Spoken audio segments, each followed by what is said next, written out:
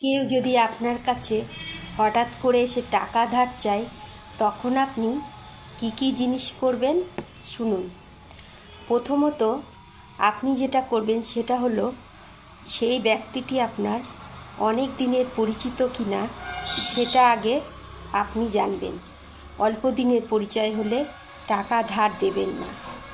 দ্বিতীয় কথা হচ্ছে, ওই ব্যক্তিটি অন্য কারো কাছ থেকে টাকা ধার নিয়ে তা পরিশোধ করেছে কিনা তা খতিয়ে দেখবেন।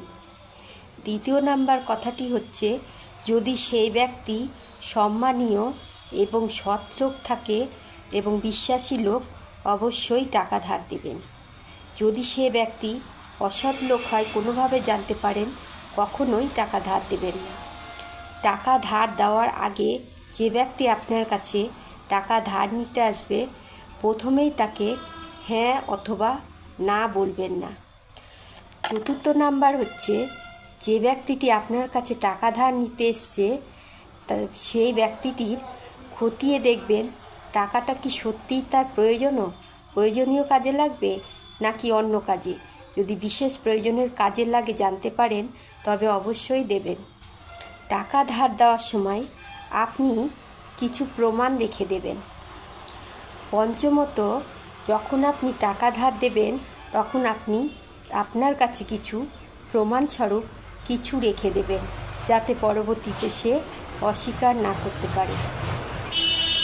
6 নম্বর পয়েন্টটা গুরুত্বপূর্ণ। 6 নম্বর পয়েন্টটা হচ্ছে, যখন আপনি জানতে পারবেন যে ধরুন আপনার কোনো কাজে টাকাটা রেখেছিলেন এবং সেই ব্যক্তি এসে বলল টাকাটা আপনাকে 7-8 দিনের মধ্যেই ফেরত দেবে। ভেবে নেবেন সেটা 7-8 দিনে ফেরত পাবেন না, 7-8 মাস কিংবা বছরও লেগে যেতে পারে। একটু ভেবে চিন্তে টাকা ধার দেবেন। খুব পরিচিত ছাড়া টাকা ধার দেবেন না।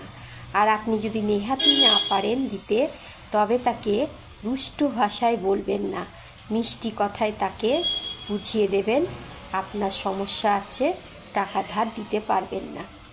মনে রাখবেন এই পয়েন্টগুলো।